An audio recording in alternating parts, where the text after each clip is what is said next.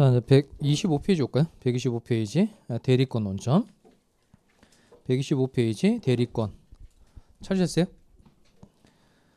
자, 아까 대리의 3명관계 첫 번째가 대리권 관계고, 대리권의 논점 세 가지였는데 뭐 있었죠? 대리권 논점 세 가지가 발생, 변경, 소멸이니까 그 순서대로 내용을 정리를 하시면 됩니다. 아까 읽어봤던 내용이 건물 가지고 있고 을에게 건물 팔아달라고 부탁하는 거죠. 이게 무슨 계약이었죠? 건물 팔아달라고 부탁하는 계약이 위임계약. 그러니까 건물 처분에 관해서 대리권을 주는 게 이게 수권행위. 을이 대리권 수여받아서 병과 매매 계약을 체결한 겁니다. 그러면 매매 계약의 효과는 모두 직접 갑에게 귀속한다. 이게 대리였었어요. 그 다음에 갑하고 을 사이의 관계가 이게 대리권 관계. 대리권의 논점 세 가지였는데 세 가지 논점 뭐죠? 발생, 변경, 소멸이니까 그대로 정리를 하시면 됩니다. 자, 먼저 첫 번째 대리권의 발생에서요. 갑이라는 사람이 을에게 건물 매각에 관해서 대리권을 주는 게 이게 수권행위죠. 그러면 본인의 수권행위에 의해서 대리인이 된 사람 이름 뭐였었죠? 본인의 수권행위에 의해서 대리인이 된 사람이 임의대리인, 갑의 미성년인 자고 을이 부모예요. 이렇게 부모와 같이 법률 규정 등에 의해서 대리인 된 사람이 무슨 대리인이죠? 법정 대리인이죠. 그러니까 발생 부분을 직접 필기를 바로 해버릴까요? 밑에 내려오시면 네모 2번 대리권의 발생 원인 찾았어요? 자, 거기 먼저 점 1번에 임의 대리권의 발생 원인 땡땡하고 거기는 내자 뭘 쓰면 될까요? 임의 대리권의 발생 원인은 수권행위죠. 수권행위. 그리고 두 장 넘어옵시다. 수권행위를 쓰시고 128페이지 와서 점 2번 법정 대리권의 발생 원인 땡땡. 법정 대리권의 발생 원인 땡땡 찾았어요? 하고 일단 쓰지 마시고 작은 글씨 밑에 걸 읽어보겠습니다. 법정 대리권을 읽어봅시다. 시작. 법원의 선임행위에 의해 발생한다. 그랬으니까 법률의 규정이 주요한 발생 원인인데 그거 말고 지정권자 지정행위도 있고 법원의 선임행위도 있다는 겁니다. 위로 올라와서 법정 대리권의 발생 원인 땡땡 하시고 거기다는 뭘 쓰면 되냐면 법률 규정 등이라고 쓸까요? 법률 규정 등. 법률 규정 등 그렇게 쓰셨어요? 그러면 그 등자가 잘 생각이 나야 됩니다. 법정 대리권의 주요한 발생 원인은 법률 규정인데 등이라고 되어 있으니까 다른 것도 더 있다는 겁니다. 바로 왼쪽에 보조단 여백에 보세요. 거기 작은 글씨 쓰여져 있는 거 찾았어요? 한번 읽어봅시다. 법정 대리권은 법률 규정에 의해서만 발생한다. 그러면 5의 X. 그 정도만 처리할 정도면 되겠습니다. 아까 시험은 임의 대리에서 난다 그랬어요? 법정 대리에서 난다 그랬어요? 임의 대리가 훨씬 중요하다 그랬죠? 그러니까 법정 대리권의 발생 원인은 법률 규정 등이다. 법률 규정 말고 다른 것도 더 있다. 그 정도만 처리할 능력이 되면 된다는 겁니다. 그리고 임의 대리권의 발생 원인은 아까 본인의 뭐였죠? 수권행위. 자, 그러면 먼저 7번 다시 와서 수권행위는 대리권을 주는 행위. 그러면 이 대리권은 권리예요? 권능이에요? 대리권은 권리이다, 권능이다. 권한이라 그래요. 권한. 그러니까 소유권과 같은 건 권리, 그다음 사용 수익 처분과 같은 건 권능 이렇게 표현하고요. 그리고 대리권은 권한이라고 말해요. 권한. 수권행위는 대리권을 주는 행위인데 요 대리권은 권리이다, 권능이다. 권한이라는 겁니다. 권한이라는 게 이렇게 다른 사람을 위해서 일정한 법률 행위를 할 수 있는 지위, 자격, 이걸 권한 이렇게 표현합니다. 이건 그 용어 사용만 정확하게 할 수 있으면 되겠어요. 그럼 갑이 을에게 수권 행위를 해준 경우에 을은 병과 계약을 체결할 권리가 있다, 권능이 있다, 권한이 있다 이렇게 말하셔야 된다는 겁니다. 그리고 수권 행위는 얘는 단독 행위이냐 아니면 계약이냐 좀 다툼이 좀 있어요. 이게 단독 행위로 이해할 때하고 계약으로 이해할 때하고 차이점이 있는데 어디가 차이점인 것 같아요? 계약으로 이해할 때하고 단독 행위로 이해할 때 차이점은 뭐냐면 먼저 단독 행위로 이해를 할 때에는 단독 행위는 의사표시 한 개만 가지고 되죠. 그러니까 갑이 을에게 매각에 관한 대리권을 주겠다는 갑의 의사표시 한 개만으로 수권 행위가 성립한다 이렇게 이해하는 거고, 계약은 갑이 을에게 매각에 관한 대리권을 주겠다는 청약을 하고 을이 이에 대해서 무엇을 해야 승낙을 해야 계약이 성립한다 이게 계약으로 이해하는 견해입니다. 그러니까 단독 행위로 이해를 할 때에는 대리인이 될 자 을의 승낙이 필요하다, 필요 없다, 필요 없고, 계약으로 이해할 때는 대리인이 될 자의 승낙이 필요하다는 겁니다. 그럼 다툼이 있긴 하는데 요 수권 행위는 단독 행위에 해당하는 거예요, 계약에 해당하는 거예요? 제가 계약을 지워버렸잖아요. 그러니까 수권행위는 어디에 해당한다? 단독행위. 그럼 지난 시간에 단독행위도 둘로 나눠서 배웠죠. 상대방 없는 단독행위하고 상대방 있는 단독행위로 나눠서 배웠는데 상대방 없는 단독행위 해당되는 게 3개 있었죠. 뭐 있었죠? 유언, 유증, 그리고 재단법인 설립행위, 소유권과 점유권의 포기. 그게 대표적인 상대방 없는 단독행위였었고 상대방 있는 단독행위에 해당되는 이게 동처리죠. 동처리가 상추 먹고 취해서 막 포기한 거죠. 동처리, 동의, 철회, 상추, 상계, 추인, 취소, 해가 2개죠. 해제, 포기도 2개죠. 채권 포기, 제한물권 포기. 그리고 맨 끝에 있는 게 뭐였죠? 그게 수권행위. 그러니까 수권행위는 상대방 있는 단독행위에 해당한다는 겁니다. 그리고 요식행위하고 불요식행위도 배웠네요. 방식이 필요한 게 요식행위, 방식이 필요가 없는 게 불요식행위. 그런데 요식행위에 해당되는 거 외운 거 있죠? 요식행위. 뭐였죠? 이게 요시가죠. 요시가. 네가 혼인만 하면 법인도 설립해주고 어음 수표도 주겠다는 게 나의 유언이다. 알겠냐 이 등신아? 근데 강의 찍을 때 사람이 없어가지고 그 웃군 얘기를 할 때 사람이 없어가지고 뻘쭘하던데. 자, 그러면 네가 혼인만 하면 그 혼인이 대표 주자죠. 4개가 세트죠. 혼인, 이혼, 인지, 입양. 그다음 네가 혼인만 하면 법인도 설립해주고 어음 수표도 주겠다. 이게 뭐죠? 법인 설립행위. 그 다음에 어음 수표행위 주겠다는 게 나의 유언이다. 유언이고. 그 다음 알겠냐? 등신이 뭐예요? 등신. 그거 잘 외워야 됩니다. 등신 이게 등기 신청. 그럼 그 5가지 안에 수권행위가 들어가 있어요? 안 들어가 있어요? 안 들어가 있죠. 그러니까 그 5가지 아닌 것들은 다 이렇게 처리하시면 됩니다. 무슨 행위다?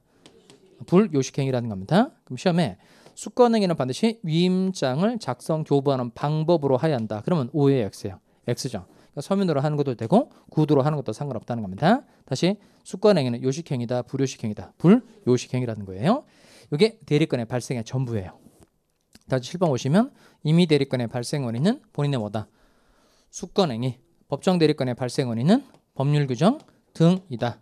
그리고 수권행위에 해당되는 성질 3가지 정리를 해두시면 끝인 거예요. 그다음 발생 끝났으니까 그다음 공부를 해야 될 게 뭐죠? 변경이죠. 아까 변경에 2가지가 있는데 그 2가지가 범위하고 제한입니다. 그럼 책으로 이제 128페이지 올까요? 128페이지. 자, 먼저 첫 번째 임의 대리권의 범위. 그 임의 대리권의 범위는 임의 대리는 과연 어디까지 행위를 할 수 있느냐라는 뜻입니다. 오른쪽 아래 내려오실까요? 법정 대리권의 범위 찾았어요? 오른쪽 아래 법정 대리권의 범위는 법정 대리인은 과연 어디까지 행위를 할 수 있느냐 이런 뜻입니다. 2번에 1번만 밑줄 합시다. 2번에 1번. 법정 대리권의 범위는 뭐에 의해서 결정된다? 법률 규정에 의해 정해진다는 겁니다. 좀 전에 봤던 부모 같은 사람은 이제 법정 대리인이죠. 그런데 법정 대리인이 대리권을 가지고 있는 건 맞는데 법정 대리인이라고 해서 자의 모든 행위에 대해서 다 대리할 권한을 가지고 있는 건 아니고 자의 재산상의 행위에 관해서만 대리할 권한이 있다는 법률 규정이 있다는 겁니다. 그래서 법정 대리권의 범위는 그냥 뭐에 의해서 결정된다. 법률 규정. 이렇게 정리를 하시면 되겠어요. 그 다음 왼쪽에 오시면 임의 대리권의 범위 있죠. 임의 대리권의 범위 첫 번째 뭐로 되어 있어요? 양거로 1번. 수권행위의 해석. 그러니까 임의 대리인이 과연 어디까지 행위를 할 수 있는지 알아보려면 수권행위를 해석을 해보면 된다는 겁니다. 그런데 오른쪽 수권행위의 해석에 대한 보충 규정 찾았어요? 그러면 수권행위를 해석을 해보면 임의 대리인이 어디까지 행위를 할 수 있는지 대부분 알 수 있는데 암만 수권행위를 해봐도 그 범위가 불분명하다. 이때 118조가 보충적으로 적용된다는 뜻입니다. 자, 이건 판례가 많이 쌓여져 있고 그다음 자주 출제되는 조문이니까 칠판 보고 잘 따라오시기 바랍니다. 일단 찍어보죠. 사람 건물 가지고 있고 을에게 건물에 관해서 전세권을 설정하라 이렇게 대리권을 준 거예요. 전세권 설정에 관한 대리권을 준 겁니다. 전세권 설정에 관해서 대리권을 줬는데 우리 병이라는 사람이 이 건물을 확 팔아버린 거예요. 먼저 전세권 설정에 관해서 대리권을 준 거니까 갑이 을에게 내자 뭘 해준 거죠? 수권행위를 해준 거죠. 그럼 을의 이름 뭐가 되는 거예요? 무슨 대리인?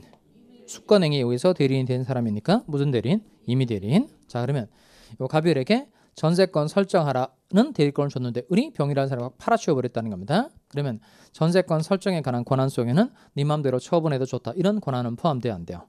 안 되죠. 그러니까 왼쪽에 있는 수권행위를 해석을 해보면 처분에 관한 권한은 포함되지 않는다는 거 쉽게 알 수 있다는 겁니다. 이렇게 임의 대리인이 과연 어디까지 행위를 할 수 있는지 알아보려면 무엇을 해석을 해보면 돼요? 수권행위를 해석해보면 된다는 겁니다. 그 다음에 이번에는 갑이 을에게 건물 매각에 관해서 대리권을 준 거예요. 건물 매매 계약을 체결하거라 이렇게 대리권을 줬다는 겁니다. 그 다음에 을이 병 만나서 매매 계약을 체결하고 대금을 수령을 했어요. 그러면 요 건물 매각에 관한 대리권 안에 대금을 수령해도 좋다는 권한이 포함되는 거냐 이겁니다. 에듀윌 유료 회원만의 특별한 서비스.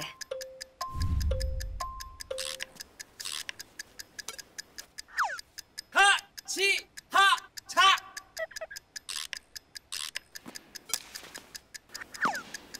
하치하차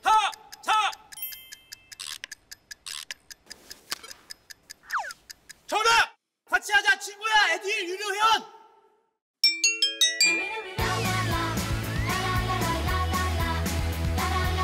친구 소개하고 현금 받는 혜택. 오직 에듀윌 유료 회원에게만. 에듀윌.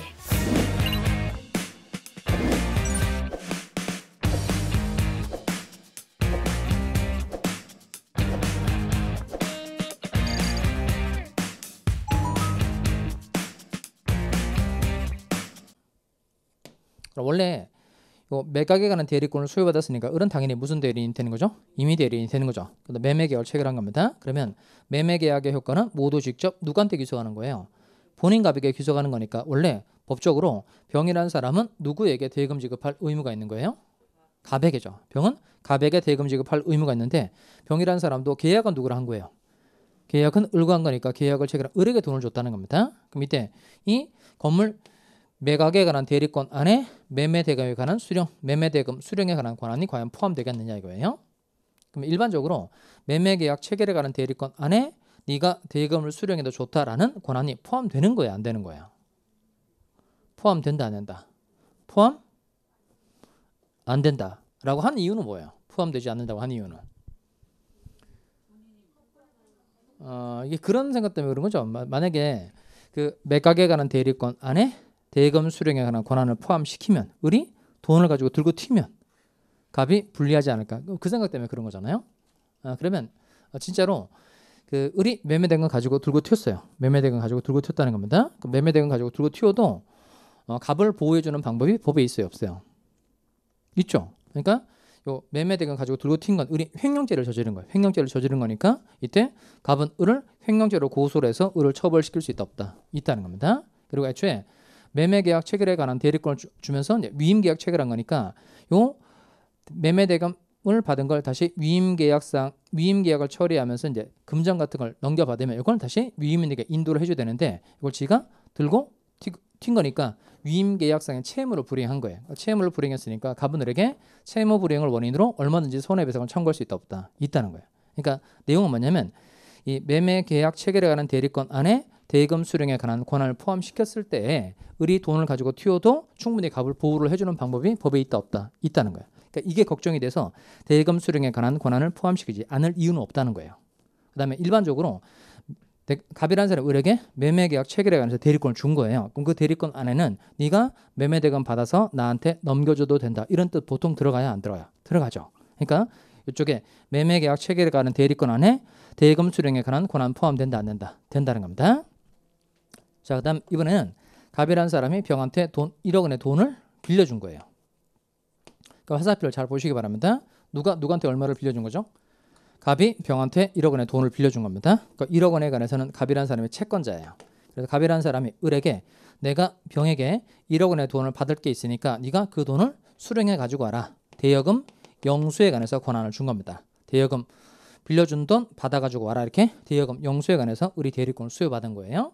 을이 병 찾아가서 갑이 나보고 너한테 1억 원 돈 받을 게 있다고 하면서 돈을 달라고 시켰으니까 그 돈을 나한테 줘라 이렇게 얘기를 한 겁니다. 근데 병이라는 사람이 돈을 갚기 싫어서 안 갚는 게 아니고 경제적 사정이 어려워서 경제적 어려움 때문에 돈을 갚지 않고 있다는 얘기를 막 울면서 1시간 동안 얘기를 해요. 그러니까 을이 그 얘기를 듣고 큰 마음의 변화가 생긴 거예요. 얘가 진짜로 나쁜 놈이어서 돈을 안 갚는 게 아니고 경제적 어려움 때문에 돈을 갚지 않고 있는 거니까 네가 그렇게 경제로 어렵다면 돈을 갚지 마라. 이렇게 얘기하고 돌아온 거예요. 그러니까 돈을 받아가지고 와라 라고 시켰는데 가가지고 돈 안 갚아도 돼 이렇게 얘기하고 돌아온 거예요. 그러니까 그럼 이쪽에 대여금 영수에 관한 권한 속에는 네 맘대로 채무를 면제도 좋다 이런 권한 포함돼야 안 돼요. 안 되는 거죠. 그러니까 왼쪽에 있는 수권행위를 해석을 해보면 뭐는 되고 뭐는 안 되고 대부분 알 수 있다 없다 있다는 겁니다. 마지막 남은 거 하나 잘 처리할 수 있어야 됩니다. 자, 이번에는 갑이을에게 건물 매각에 관해서 대리권을 준 거예요. 그러면 병은 매매대금 지급해줄 의무가 있죠. 근데 병이라는 사람이 대금을 지급하지 않은 겁니다. 먼저 이 매매계약을 해지할 수 있다고 해야 돼요? 해지할 수 있다고 해야 돼요? 해제할 수 있다 이렇게 말해야 됩니다. 그러면 대금을 지급하지 않은 경우에 대리인을이 계약을 해지한 거예요. 대리인을이 계약을 확 해제를 해버린 겁니다. 그러면 이쪽에 매매계약 체결에 관한 대리권 안에 대금을 수령해도 좋다는 권한은 포함된다 그렇죠? 그럼 이때 이 매매계약 체결에 관한 대리권 안에 네 맘대로 계약을 해지해도 좋다 이런 권한은 포함돼야 안 돼요. 해지에 관한 권한 포함된다 안 된다? 이건 기초과정 수업 받은 적 있는 사람만 한번 해봐요. 그 처음 수업 받은 사람은 가만히 계시고 기초과정 수업 받은 적 있는 사람은 해봅니다. 자, 해제는 무슨 계약관계를 없앨 때 쓰는 단어죠? 일시적 계약관계를 없앨 때 쓰는 단어고 해제하면 계약의 효력이 어떻게 돼요? 소급적으로 무효가 되고 그 다음 해제를 하면 각 당사자에게는 받은 거 돌려줘야 되죠. 계약이 해제가 되면 받은 거 돌려줘야 되잖아요. 그 돌려주는 반환 이런 뭐라 그러죠? 수업 하나만 하잖아요. 원상회복 의무가 생기고 원상회복 의무가 생기고 원상회복의 일환으로 금전을 반환해야 되는 사람은 원금만 반환하면 돼요. 이자까지 가산해서 돌려줘야 돼요. 이자까지 가산해서 돌려줘야 되죠. 언제부터? 받은 날부터. 받은 날부터. 그 다음 해지하고 난 다음에 손해가 있으면 손해배상도 청구할 수 있다 없다? 할 수 있죠. 그래서 맞는 게 551조죠. 계약의 해제는 손해배상 청구에 영향을 미친다, 미치지 아니한다. 다시 계약의 해제는 손해배상 청구에 영향을 미친다, 미치지 아니한다. 미치지 아니한다. 또 계약의 해제가 되면 소유권이 당연히 복귀하는 거예요. 말소 등기를 해야 소유권이 복귀하는 거예요. 당연히 복귀하는 거죠. 역시 하나만 하네요. 제가 이 얘기를 하고 싶어서 이걸 해본 건데 그 기초과정 때 배웠던 중요한 내용들이 앞으로 계속해서 써먹을 거란 말이에요. 물론 기초과정 때 해드렸던 내용을 기본에도 해주고 심화 때 해주고 1년 내내 해드릴 거예요. 근데 중요한 건 뭐냐면 그 기초과정 수업받아 있는 사람도 기초과정 수업받은 적 있는 사람도 다시 기초강의를 새롭게 정리를 한번 해두시라는 거예요. 틈틈이 하든지 시간 내서 한번 하든지 해서 해두시기 바라요. 아니면 그게 힘들면 그 기본과정 때 공부 처음 시작하는 사람처럼 기초과정 4강 5강도 듣고 수업에 임하는 것도 좋다는 거예요. 꼭 그렇게 해두시기 바랍니다. 다시 원래대로 와서 내가 하려고 한 얘기는 뭐냐면 이렇게 해제로 인해서 막대한 법률 효과가 생긴다는 거예요. 해제로 인해서 이렇게 막대한 법률 효과가 생긴다는 겁니다. 그러면 해제로 인해서 막대한 법률 효과가 생기는 거니까 해제는 본인이 직접 해야 돼요? 대리인이 함부로 할 수 있는 거예요. 본인이 직접 해야 되는 거죠. 그러니까 요 매각에 관한 대리권 안에 네 맘대로 계약을 해제해도 좋다. 이런 권한은 포함된다 안 된다? 안 된다는 겁니다. 이건 포함돼 안 돼요? 포함되죠. 이건 포함되지 않죠. 포함되지 않죠. 포함되지 않죠. 이렇게 수권행위를 해석을 해보면 이미 대리인이 뭐는 되고 안 되고 대부분 알 수 있다 없다 있다는 겁니다. 이걸 모아둔 게 128페이지 판례예요. 판례 별표. 자, 빨리빨리 따라옵니다. 128페이지 판례 별표하시고 집에 가서 두 번째 판례 빼고 나머지 꼼꼼히 읽어서 정리를 해두시기 바랍니다. 두 번째 판례 빼고 나머지 것들은 차근차근 읽어서 정리를 해두시기 바라요. 그리고 오른쪽에 수권행위의 해석에 대한 보충 규정 찾으세요? 118조인데 같이 한번 읽습니다. 권한을 정하지 아니한 대리인을 읽어보겠습니다. 시작. 했어요? 권한을 정하지 아니한 대리인은 다음 각호의 행위만 할 수 있다. 그 다음 점 1 이렇게 되어 있죠. 1점 이렇게 되어 있는 데는 1호 이렇게 있습니다. 1호. 1동그라미 이렇게 되는 게 1항 이렇게 있는 거고 1점 이렇게 되는 게 1호 이렇게 읽어요. 1호 뭐죠?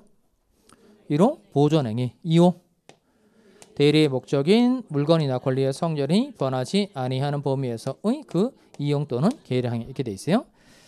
자, 먼저 그 국어적으로 좀 이 조문이 원래는 요렇게 생겨 먹었어요. 다만 국어적으로 조금 안 맞는 부분이 있는데 대리의 목적인 물건이나 권리의 성질을 변하지 아니하는 범위 이렇게 돼 있죠. 이게 이제 국어적으로 맞으려면 대리의 목적인 물건의 권리의 성질이 변하지 아니하는 범위 이렇게 되든가 아니면 대리의 목적인 물건이나 권리의 성질을 변하게 하지 아니하는 범위에서 이렇게 되어야 됩니다. 옛날에 만들어진 법조문이니까 국어에 좀 맞지는 않게 되어 있어요. 그래서 우리 이제 부드럽게 국어에 맞게 정리를 해봅시다. 그 을자를 이자로 바꿔서 읽어보겠습니다. 을자를 이자로 바꿔서 읽어보겠어요. 이 오타가 아니에요. 원래 조문은 이렇게 생겨 먹었어요. 자, 그럼 2호 읽어보겠습니다. 대리의 목적인 읽어보겠어요. 을자를 이자로 바꿔서 읽어봅니다. 시작. 대리의 목적인 물건이나 권리의 성질이 변하지 아니하는 범위에서 그 이용 또는 계량행위. 자, 그럼 출판 봅시다. 이렇게 임의대리권의 범위는 일단 무엇을 해석을 해보면 돼요? 수권행위를 해석을 해보면 된다는 겁니다. 그런데 수권행위를 해석해 봤는데도 그 범위가 어디까지인지 잘 모르겠다. 불분명하다는 겁니다. 이때를 대비해서 보충조로 적용되는 조문이 118조라는 거예요. 다시 권한을 정하지 아니한 대리는 다음 각호의 행위만 할 수 있다. 결국 세 가지 행위만 할 수 있다는 겁니다. 뭐 할 수 있다고 되어 있죠? 보존행위, 이용행위, 계량행위만 할 수 있다는 겁니다. 세 가지 붙여서 배웁니다. 권한을 정하지 않은 대리는 세 가지만 할 수 있다는 거예요. 세 가지 뭐 할 수 있다는 거죠? 보이게만 할 수 있다는 겁니다. 보이게만 할 수 있다는 거. 보이게만 할 수 있고 안 보이게 하는 건 안 되고.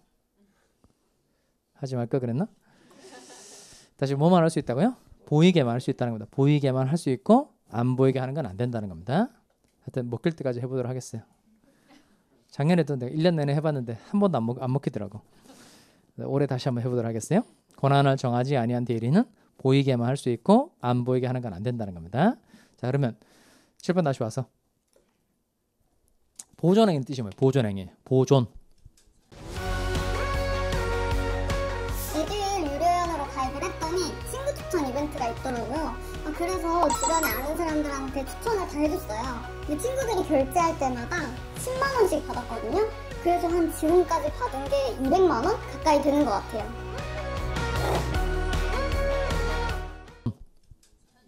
이건 현상 유지하는 거. 현상 유지하는 거. 그다음에 이용행위는 얘는 리용의 준말에 리용 유리하게 사용하는 거. 계량은 이건 계량 좋게 만드는 거죠. 그런데 앞에 객관적이라는 표현을 꼭 써야 됩니다. 객관적 가치를 증가시키는 게 이게 계량입니다. 쓰지 마세요. 다 제가 필기를 해놨잖아요. 보조단 여백에 보면 현상 유지하는 건 뭐고 보존행위고 유리하게 사용하는 건 이용이고 객관적 가치를 증가시키는 게 계량행위라는 겁니다. 근데 잘 보시면 차이가 나는 부분이 있어요. 이렇게 권한을 정하지 아니한 대리는 다음 각호의 행위만 할 수 있다. 1호 보존행위, 2호 대리의 목적인 물건이나 권리의 성질이 변하지 아니하는 범위에서 그 이용 또는 계량하는 행위 이렇게 되어 있는데 그럼 1호하고 2호는 차이점이죠. 1호와 2호는 어떤 차이점이죠? 1호와 2호의 차이점. 1호는 짧고 2호는 길다. 이게 차이죠. 1호는 짧고 2호는 길다. 그러니까 1호는 왜 짧은 거예요? 짧으니까 2호는 왜 긴 거예요? 2호는 보면 2호 두 번째 보면 그 이용 계량행위 앞에는 뭐가 있죠? 대리의 목적인 물건이나 권리의 성질이 변하지 아니하는 범위에서라는 말이 2호에는 있죠. 근데 1호 보존행위 앞에는 이런 말이 없다는 겁니다. 그 보존행위 옆에다 쓸까요? 그럼 보존행위는 대리의 목적인 물건이나 권리의 성질이 변해도 된다는 거예요? 변하면 안 된다는 거예요? 변해도 된다는 거죠. 보존행위 앞에 대리의 목적인 물건이나 권리의 성질이 변하지 아니하는 범위에서의 보존행위 이렇게 안 돼 있다는 거예요. 따라서 보존행위는 성질이 변해도 된다 안 된다? 된다는 겁니다. 그러니까 성질이 변해도 되니까 이걸 두고 이렇게 표현합니다. 보존행위는 그래서 무제한 할 수 있다는 거예요. 무제한. 아무런 제한 없이 할 수 있다는 겁니다. 그런데 이용행위와 계량행위는 성질이 변하면 안 된다라는 제한이 있다는 겁니다.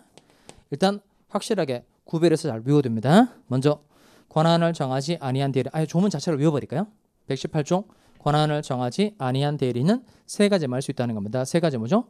보이게만 할 수 있다는 겁니다. 보존행위, 이용행위, 계량행위만 할 수 있다는 거예요. 대신 보존행위는 성질이 변해도 된다 안 된다? 된다. 그다음 이용 계량행위는 성질이 변하면 된다 안 된다? 안 된다. 이렇게 딱딱 정리를 해두시기 바랍니다. 다시 7번으로 올까요? 대리권의 논점 세 가지가 뭐죠?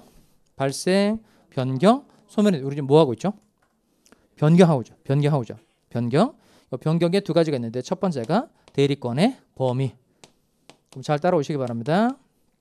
먼저 법정 대리권의 범위는 그냥 뭐에 의해서 결정된다. 법률 규정. 그다음 임의 대리권의 범위는 일단 무엇을 해석을 해보면 돼요.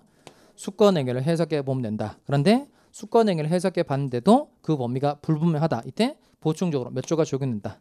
118조가 적용된다는 겁니다. 그래서 권한을 정하지 않은 대리인은 세 가지 행위만 할 수 있는데 세 가지가 뭐죠?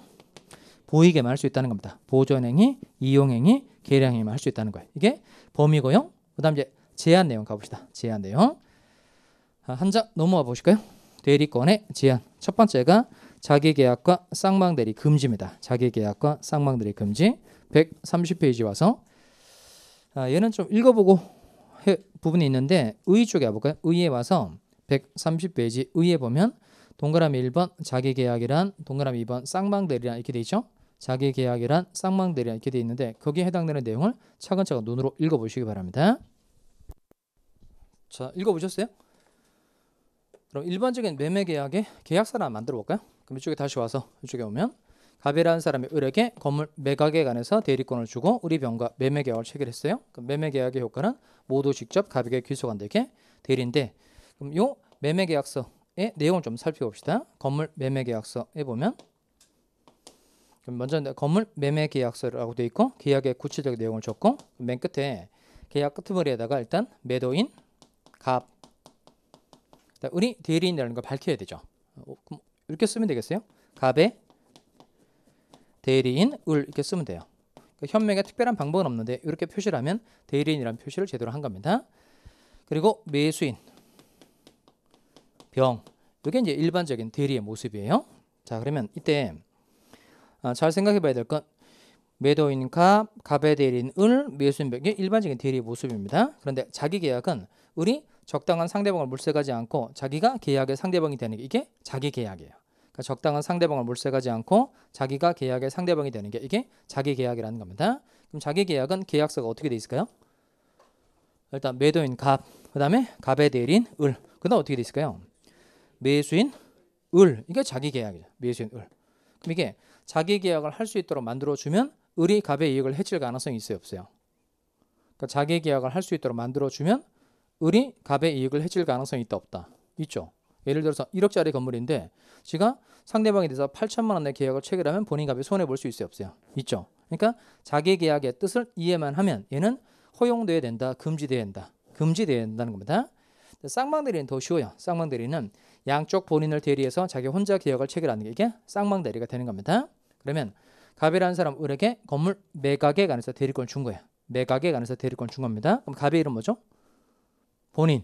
그 다음 대리권 수여받은 을은 대리인이 되는 거예요. 대리인. 그 다음에 병이라는 사람은 건물 매수에 관해서 대리권을 준 거예요. 그러니까 병도 을에게 매수에 관해서 대리권을 줬다는 겁니다. 얘도 본인이고 얘도 대리인이 되는 거예요. 얘는 매각에 관한 대리권을 준 거고 얘는 매수에 관한 대리권을 준 겁니다. 이렇게 양쪽 본인을 대리해서 자기 혼자 계약을 체결하는 게 이게 쌍방대리인 거예요. 쌍방대리. 그럼 쌍방대리는 계약서 어떻게 돼 있을까요? 쌍방대리는 일단 매도인 갑, 갑의 대리인 을, 그 다음에 매수인 병. 여기까지 똑같죠?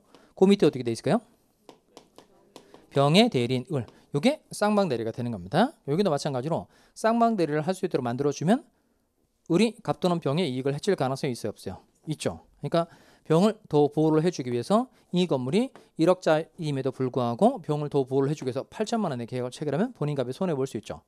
갑을 더 보호를 해주기 위해서 1억짜리인데 1억 2천의 계약을 체결했다는 겁니다. 그러면 이 병이라는 사람이 손해보게 되는 거죠. 그러니까 이 쌍방대리도 역시 마찬가지로 쌍방대리를 할 수 있도록 만들어주면 요 을이 갑 또는 병의 이익을 해칠 가능성이 있다, 없다? 있다는 거예요. 그러니까 자기 계약의 뜻, 쌍방대리의 뜻 이것만 알면 얘는 원칙적으로 허용된다, 금지된다, 금지된다는 겁니다. 그래서 맞는 게 124조예요. 위로 올라와 보실까요? 124조 130페이지 제 124조 자기계약과 쌍방대리라고 되어 있는 거 찾으셨어요? 읽어보겠습니다. 대리인은 같이 읽습니다. 시작. 자, 거기 표시를 좀 하겠습니다. 본인을 위하여 자기와 법률행위를 하거나 거기까지 밑줄 하시고 본인을 위하여 자기와 법률행위를 하거나 거기다가 자기계약이라고 쓰시고 그리고 동일한 법률행위에 관하여 당사자 쌍방을 대리 거기까지 당사자 쌍방을 대리 거기까지 쌍방대리라고 씁니다. 결국 정리를 해보면 요 대리인은 본인의 허락이 없으면 자기계약을 하거나 쌍방대리를 하지 못한다는 거예요. 못한다 동그라미 하시고 그럼 이때 자기계약과 쌍방대리가 허용된다는 거예요? 금지된다는 거예요? 금지된다는 금지. 그럼 그 금지 이유를 한번 써볼까요? 못한다 밑에다가. 왜 자기계약과 쌍방대리가 금지되는 거죠? 거기다가 본인의 이익을 해할 가능성이라고 씁시다. 본인의 이익을 해할 가능성. 본인의 이익을 해할 가능성이 있기 때문에 원칙적으로 자기계약과 쌍방대리가 금지되는 겁니다. 그러면 정리를 좀 해봅시다. 대리인이 자기가 직접 계약의 상대방이 되는 게 이게 뭐죠? 자기계약. 그다음 당사자 쌍방, 본인 당사자 쌍방을 대리해서 자기 혼자 계약을 체결하는 게 이게 무슨 대리다? 쌍방 대리라는 겁니다. 그러면 요 자기계약과 쌍방 대리는 본인의 이익을 해야 할 가능성이 있으니까 원칙적으로 허용된다, 금지된다. 금지된다는 거예요. 원칙적으로 뭐 된다? 금지. 아까 금지 이유가 뭐였죠? 본인의 이익을 해야 할 가능성이 있기 때문에 원칙적으로 금지가 된다는 겁니다. 근데 단서 읽어봅시다. 그러나 채무의 이행은 할 수 있다. 그러니까 채무를 이행하는 채무의 이행 밑에다 EX 하시고 변제 이렇게 써봐요. 변제. 그러니까 채무의 변제기가 도래해서 돈을 갚는 게 이게 대표적인 채무의 이행이에요. 그러니까 채무의 이행, 돈을 갚아버리는 거. 이건 기존 채권 채무 관계를 없애는 데 그치는 거고 이건 새로운 이해 관계를 만들어내는 게 아닌 거예요. 이건 본인의 이익을 해칠 가능성이 전혀 없는 것이라 예외적으로 허용이 된다는 겁니다. 그러면 124조를 잘 읽어보면 이게 자기계약과 쌍방대리가 허용되는 경우가 한 가지라는 거예요? 두 가지라는 거예요? 124조를 다시 읽어보면 자기계약과 쌍방대리가 허용되는 경우가 있단 말이에요. 그 허용되는 경우가 한 가지다, 두 가지다? 두 가지죠. 두 가지가 뭐죠? 첫 번째, 그 본문에 보면 본인의 허락이 없으면 못한다 이렇게 돼 있으니까 뒤집어 말하면 본인의 뭐가 있으면 허락이 있으면 할 수 있다는 거죠. 그 본인의 허락에다가 동그라미 1 하시고요. 본인의 허락이 있으면 할 수 있다는 겁니다. 그 다음 채무의 이행에다가 동그라미 2.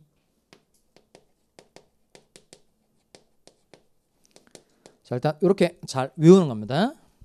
이게 정확하게 외우지 않으면 문제 풀기가 좀 어려워요. 자, 다시 자기계약과 쌍방대리는 원칙적으로 허용된다, 금지된다. 그런데 본인의 뭐가 있거나 허락이 있거나 채무의 이행은 할 수 있다, 없다. 있다는 겁니다. 그러니까 본인의 허락이 있다는 거예요. 본인이 자신의 이익을 해도 괜찮다라고 허락을 해준 거니까 자기 이익을 해도 되고 쌍방대리 해도 되죠. 본인이 허락해 준 거니까. 그다음 채무의 이행은 본인의 이익을 해칠 가능성이 전혀 없는 겁니다. 새로운 이해관계를 만들어내는 게 아니고 기존 채권 채무 관계를 결제 없애는 데 그치는 거니까 예외적으로 허용되는 거예요. 근데 문제를 바로 맞춰봅시다. 자기계약과 쌍방대리는 원칙적으로 금지되나 부득이한 사유가 있는 경우에는 예외적으로 허용될 수 있다. OX.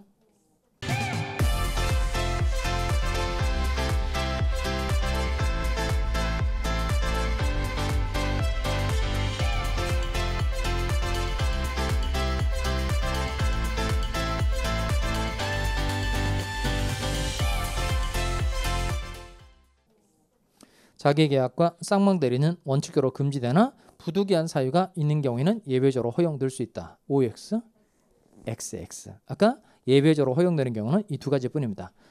허락하고 채무의 이 두 가지만 되는 거고 이 둘을 묶어서 부득이한 사유로 말하지 않아요. 그러니까 예외적으로 허용되는 사유는 딱 두 가지인데 두 가지를 정확하게 외웁니다. 본인의 뭐가 있거나 허락이 있거나 채무의 이행. 이렇게 그냥 외워버릴까요? 허채 두 가지입니다. 허채. 본인의 허락이 있거나 채무의 이행 두 가지에 한해서만 허용된다는 겁니다. 허채. 그러니까 허채가 누구냐면 허재 동생이에요. 허재 동생이 허채란 말이에요. 그렇게 외우면 되겠어요? 두 가지가 뭐라고요? 허채 두 가지. 자, 그다음 오른쪽에 와서 공동대리 제한인데요. 공동대리 제한. 이건 제가 읽도록 하겠습니다. 131페이지 119조. 대리인이 수인인 때에는 수인 여러 사람이라는 뜻입니다. 수인인 때에는 각자가 본인을 대리한다. 그러나 법률 또는 수권행위에 다른 정한 바가 있는 때에는 그러하지 아니하다. 그러하지 아니하다 밑줄 하시고 거기는 공동으로 대리할 것이라고 씁시다. 공동으로 대리할 것. 공동으로 대리할 것. 자, 그럼 그림을 볼까요? 갑 건물 가지고 있고 A라는 사람도 갑의 건물을 처분할 대리권을 가지고 있고 B도 갑의 건물을 처분할 대리권을 가지고 있다는 겁니다. 이렇게 대리인이 수인 여러 사람이 있다는 거예요. 수인 여러 사람이 있다는 겁니다. 그러면 각자 대리가 원칙이다, 공동 대리가 원칙이다. 각자 대리가 원칙이에요. 각자 대리 행위를 하는 게 원칙이라는 겁니다. 아까 대리 들어가면서 제가 설명한 내용 중에서 요 본인하고 대리인 중에서 이 건물을 1억 원에 팔 건지 2억 원에 팔 건지 결정하는 사람이 누구라고 그랬죠? 대리인이라고 그랬죠. 그러니까 이 말은 뭐냐면 대리인이 얼마에 팔 건지 결정할 수 있다. 이 말은 대리인이 독자적으로 법률행위를 할 권한을 가지고 있다는 뜻입니다. 그러니까 대리인 스스로 얼마에 팔 건지 의사결정을 할 수 있으니까 대리인은 독자적으로 법률행위를 할 권한이 있는 사람이란 겁니다. 그러면 얘도 독자적으로 법률행위를 할 권한이 있고 얘도 독자적으로 법률행위를 할 권한이 있는 거예요. 그러면 대리인이 독자적으로 법률행위를 할 권한을 각각 가지고 있는 거니까 당연히 대리인이 여러 사람이 있으면 각자 대리가 원칙이다, 공동 대리가 원칙이다. 각자 대리가 원칙이라는 겁니다. 그러면 각자가 대리 행위를 한다는 거예요. 그러니까 이 말은 뭐냐면 요 B라는 사람이 자기 혼자 얼마에 팔 건지 의사결정을 해서 뭐 병과 매매 계약을 해도 된다. 이게 각자 대리의 뜻이에요. 그럼 이 건물이 1억짜리인데 얘가 그냥 1억에 계약을 해야지라고 마음 먹고 병과 계약을 체결하면 본인이 손해 보지 않죠. 근데 이게 1억짜리 건물임에도 불구하고 8천만 원에 팔아야지라고 마음 먹고 8천에 계약을 체결하면 본인 값이 손해 볼 수 있어요, 없어요? 있죠. 그러니까 이때는 다른 대리인이 있으니까 얼마에 팔 건지 대리인에게 물어봤더라면 우리 적어도 야 시가대로 1억에는 팔아야지라고 의견을 제시할 수 있으니까 다른 대리인에게 의견을 물어봤더라면 적어도 본인 손해가 나지 않을 가능성이 있다는 거예요. 그러니까 이렇게 대리인이 여러 사람이면 각자 대리하는 게 원칙인데 각자 대리를 계속 관찰을 하게 되면 본인 값이 손해 볼 가능성이 있다 없다? 있다는 거예요. 그래서 요 본인의 이익을 충실하게 보호를 해줄 수 있도록 하기 위해서 공동으로 대리하도록 제한이 붙어 있는 경우가 있다는 겁니다. 그 공동으로 대리하도록 제한을 붙여놓은 경우가 첫 번째가 법률 규정이라는 겁니다. 법률 규정. 그게 대표적으로 그 부모 생각하시면 돼요. 부모. 갑의 미성년인 자예요. A가 부고 B가 모예요. 그러니까 부 대리권이 있어요, 없어요? 아빠 대리권 있죠? 엄마도 대리권 있죠. 그러니까 요 부모는 각각 대리권을 가지고 있는데 요 대리권 행사를 단독으로 하는 게 원칙이에요, 공동으로 하는 게 원칙이에요. 공동으로 하는 게 머리를 맞대고 자의 대리 행위를 해줄 때 자의 이게 충실히 더 보호가 된다는 겁니다. 아예 법률 규정 자체에서 공동으로 대리하도록 되어 있는 경우에는 각자 대리를 하면 안 되고 공동으로 대리를 해줘야 된다는 겁니다. 그리고 A라는 사람에게 수권 행위를 해주고 B라는 사람에게도 수권 행위를 해주면서 너네들 반드시 공동으로 해라 이렇게 수권 행위를 하면서 공동으로 대리하도록 제한을 붙여놨다는 겁니다. 이때는 각자 대리 행위를 하면 안 되고 공동으로 대리를 해줘야 된다는 거예요. 다시 읽어볼까요? 119조 대리인이 수인인 때에는 각자가 본인을 대리한다. 그 무슨 대리가 원칙이라는 거예요? 각자 대리가 원칙이라는 겁니다. 그런데 법률 또는 수권 행위에 다른 정한 바가 있는 때에는 즉 본인의 이익 보호를 위해서 법률 규정이나 수권 행위에서 공동으로 대리하도록 제한이 붙어 있는 경우엔 그러하지 아니하다. 그러니까 그러하지 아니하다의 뜻이 공동으로 대리할 것 이란 공동으로 대리해야 된다는 겁니다. 그다음 밑으로 쭉 내려오시면 공동의 의미라고 되어 있는 거 찾았어요? 공동의 의미. 동그라미 1번 암기. 그거 하나 외우면 되겠네요. 공동의 의미. 이건 칠판을 먼저 보시기 바랍니다. 공동의 뜻이 두 가지가 있는데 의사결정의 공동이라는 게 하나 있고요. 그 다음에 행위공동이라는 것도 있어요. 잘 따라옵니다. 이게 의사결정의 공동 말 그대로 의사결정할 때 공동으로 하면 된다는 뜻이에요. 그 다음에 행위공동은 의사결정의 공동은 당연해요. 의사결정의 공동은 당연하고 행위까지 공동으로 해야 된다. 이게 행위공동의 뜻입니다. 그럼 의사결정의 공동은 A하고 B가 이 건물을 얼마에 팔까지 함께 의사결정을 하고 행위는 한 사람에도 상관없다는 겁니다. 그럼 예를 들어서 A하고 B가 얼마에 팔까지 함께 의사결정을 하고 B 혼자서 가서 계약을 해도 된다. 이게 의사결정의 공동의 뜻이고요. 행위공동은 의사결정의 공동은 당연한 겁니다. 그러니까 A하고 B가 함께 얼마에 팔 건지 의사결정하고 계약을 체결해 갈 때 행위도 함께 해야 된다는 거예요. A하고 B가 몽땅 다 가서 병과 계약을 체결해야만 본인 갑이 효과를 받을 수 있다는 겁니다. 그럼 이 의사결정의 공동하고 행위공동 두 가지 중에서 어떤 게 본인 이익보호에 훨씬 더 유리한 거죠? 의사결정의 공동이 본인 이익보호에 좋다? 아니면 행위공동이 본인 이익보호에 좋다? 힌트. 어떤 게 법률 효과가 본인에게 귀속하는 시기가 빨라지게 될까요? 의사결정의 공동이에요. 그러니까 그 언뜻 보면 행위까지 함께 해주는 게 본인의 이익보호에 유리한 것처럼 보이는데 그렇지 않다는 거예요. 그러면 이 행위공동은 A하고 B가 함께 1억 원에 팔아지라고 마음 먹고 의사를 결정을 한 겁니다. 그런데 요 B만 계약 체결하러 가고 A는 계약 체결하러 안 간 거예요. 그러면 행위 공동은 행위까지 공동으로 해야만 법률 효과 본인에게 귀속하는 거니까 요 A가 계약 체결을 가지 않으면 본인이 법률 효과 받을 수 있어요, 없어요? 없죠. 근데 의사결정의 공동은 A하고 B가 1억 원에 팔아지라고 마음 먹은 거예요. 그럼 B 혼자만 가서 계약을 해도 본인과 의 효과를 받을 수 있다. 이게 의사결정의 공동인 겁니다. 그러니까 본인에게 좋은 건 뭐냐면 지금 본인의 이익에 충실히 보호가 되는 의사결정이 내려졌으면 빨리 한 사람이라도 가서 계약을 체결해 주는 게 본인 이익부에 훨씬 유리하다는 겁니다. 그래서 이 공동대리에서 공동은 무슨 공동을 말한다? 의사결정의 공동을 말한다는 겁니다. 여기를 잘 이해해두는 게 포인트예요. 자, 1번 읽어봅시다. 공동대리에 있어서의 공동은 무슨 공동을 의미한다? 의사결정의 공동을 의미한다는 겁니다. 이게 부드럽게 이해되죠? 다시 읽어보겠습니다. 시작. 공동대리에 있어서의 공동은 의사결정의 공동을 의미한다. 즉 따라오세요. 즉 의사결정에 관하여 전원이 일치하면 되고 뭐에 관하여? 의사결정에 관하여 전원이 일치하면 되고 전원이 모두 표시행위를 하야 하는 것은 아니다. 따라서 그 다음 줄합니다. 일부 대리인이 표시행위를 하더라도 법률 효과가 본인에게 귀속한다. 다시 공동대리에서 말하는 공동은 무슨 공동을 말한다? 의사결정의 공동을 말하는 겁니다. 또 칠판으로 올까요? 자, 그러면 대리권의 논점이 세 가지인데 발생, 변경, 그 다음 뭐죠? 세 번째가 소멸이죠. 대리권이 있다가 없어지는 경우고 사유만 정리를 하시면 되겠습니다. 넘어와서 132페이지 127조 조문 찾았어요? 자, 132페이지 상단부분에 임의 대리권과 법정 대리권의 공통된 소멸 원인에서 127조 있죠? 일단 읽어봅시다.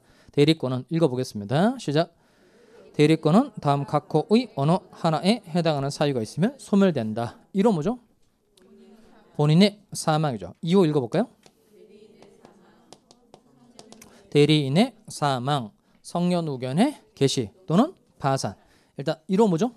본인의 사망. 자, 그러면 7번 볼까요? 본인이 사망했어요. 그러니까 본인 값이 죽었으니까 법률 효과를 받을 수가 없는 거죠. 그럼 당연히 대리권 소멸한다, 소멸하지 않다, 소멸한다는 겁니다. 자, 대리인이 사망했어요. 대리인 죽어버렸으니까 법률행위를 할 수가 없게 되는 거죠. 당연히 대리권 뭐한다, 소멸한다는 겁니다. 자, 대리인이 성년후견 심판을 받은 거예요. 성년후견 심판을 받았다는 건 대리인이 그 사무를 처리할 능력이 지속적으로 결여가 돼서 아주 능력이 모자란 사람이 됐다는 겁니다. 그러니까 이렇게 대리권을 수여받을 당시에는 멀쩡하다가 대리권 수여받고 난 다음에 얘가 사무를 처리할 능력이 지속적으로 모자란 사람이 된 거예요. 능력이 엄청 모자란 사람이 된 겁니다. 그러니까 이런 사람이 대리 행위를 하게 되면 본인에게 손해 끼칠 가능성이 명확하다는 겁니다. 그래서 아예 이런 경우는 대리권을 없앤 게 국회에서 이렇게 성년후견 심판을 받으면 대리권을 없애겠다 이렇게 입법적으로 결정을 한 겁니다. 그다음 파산은 더 심각한데요.